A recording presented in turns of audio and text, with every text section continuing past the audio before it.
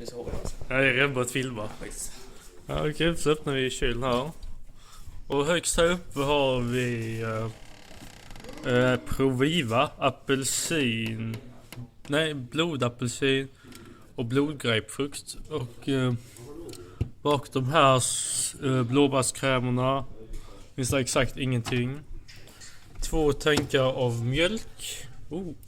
Och bakom tacosåsen finner vi hallonmarmelad med mörk choklad.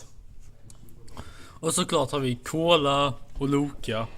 En massa barnmat. Pastej, kökets leverpastej. Med gurka, allihopa. Gurka. Ingen bryr sig om gurka. Jag bryr mig om gurka. Ägg. Minis någonting. Det är som en ostslice där under. Inte mögel. Pärondricka. Och där inne några jox och choklad. Jag gör en kylskåpstour. Jag har det stora ostblocket.